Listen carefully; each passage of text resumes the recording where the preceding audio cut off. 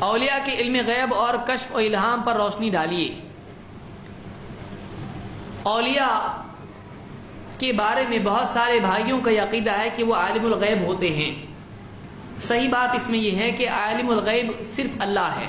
قرآن میں اللہ نے فرمایا عالم الغیب والشہادہ، تو اللہ تعالیٰ ہی ہے جو عالم الغیب اور عالم الشہادہ ہے۔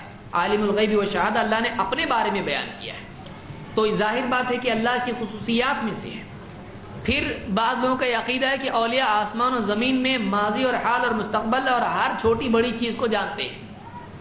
یہ عقیدہ قرآن سے سنت سے ٹکراتا ہے۔ اللہ کے نبی صلی اللہ علیہ وسلم کے زمانے میں ایک بچی شعر پڑھنے لگی، اور شعر پڑھتے پڑھتے اس نے شعر کہا وَفِينَا نَبِيٌّ يَعْلَمُ مَا فِي غَدٍ، ہمارے درمیان ایک ایسا نبی ہے جو کل کیا ہوگا جانتا ہے۔ آپ نے فرمایا لا تقولین ہکذا، ایسا مت بول، وقولی ما کنتی تقولین، اس سے پہلے جو بول رہی تھی وہ بولتی رہی، یہ مت بول۔ کیوں؟ ابن ماجہ کی روایت میں اس لیے کہ اللہ کے سوا کوئی نہیں جانتا کہ کل کیا ہوگا۔ لا یعلم ما فی غد الا اللہ، اللہ کے سوا کوئی نہیں جانتا کل کیا ہوگا۔ اس سے معلوم ہوا کہ اللہ کے نبی صلی اللہ علیہ وسلم نے کہا اللہ کے سوا کوئی غیب نہیں جانتا ہے، لیکن اللہ چاہے تو اپنے نبی کو جو چھپی ہوئی بات ہے بتا دے، تو ہم اس پر ایمان رکھتے ہیں۔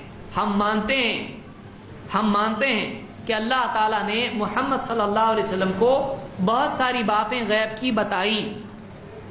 قیامت آئے گی تو کیا ہوگا، جنت میں کیا ہوگا، دجال کیا کرے گا، عیسیٰ علیہ السلام کیسے آئیں گے، بہت ساری چیزیں جو ابھی تک نہیں ہوئی وہ غیب میں ہیں۔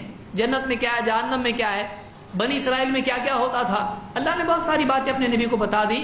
تو یہ غیب کی باتیں بتائی گئی ہمارے نبی صلی اللہ علیہ وسلم کو، لیکن ساری باتیں اللہ نے نہیں بتائیں۔ تو یہ ہمارا عقیدہ ہے کہ اللہ نے بعض باتیں بتائیں، ساری باتیں نہیں بتائیں۔ اولیاء کے بارے میں کوئی دلیل نہیں ہے، اولیاء کے بارے میں کوئی دلیل نہیں ہے، بلکہ قرآن کی آیت اس کے خلاف ہوتی ہے۔ فَلَا يُظْهِرُ عَلَى غَيْبِهِ أَحَدًا، اللہ نے فرمایا کہ اللہ اپنے غیب پر یعنی اپنا غیب کسی پر ظاہر نہیں کرتا ہے، الا من ارتضى من رسول، سوائے اپنے رسول کے جس کو اللہ چنے۔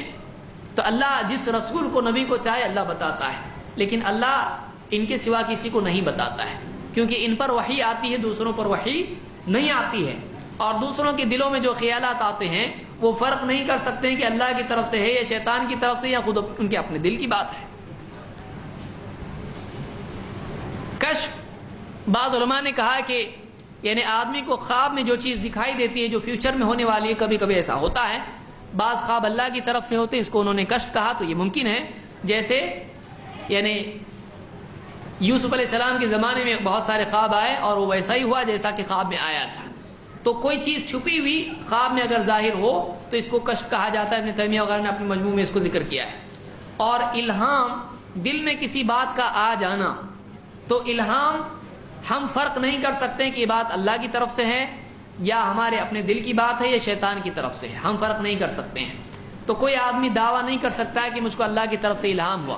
یہ اور بات ہے کہ اللہ تعالیٰ کسی بھی بندے کے دل میں کوئی بات ڈال سکتا ہے، کیونکہ بندوں کے دل اللہ کی دو انگلیوں کے بیچ میں ہوتے ہیں، اللہ جیسا چاہتا ہے الٹتا پلٹتا رہتا ہے۔ یا جیسے عمر رضی اللہ تعالیٰ نے کہا کہ اللہ تعالیٰ نے ابو بکر صدیق رضی اللہ تعالیٰ کے دل میں الہام کیا کہ وہ زکوٰۃ کے لیے جنگ کریں، یا دوسری باتیں بھی اس میں آتی ہیں، لیکن کوئی آدمی یعنی اپنے دل کے بارے میں یقینی طور پر کچھ نہیں کہہ سکتا ہے۔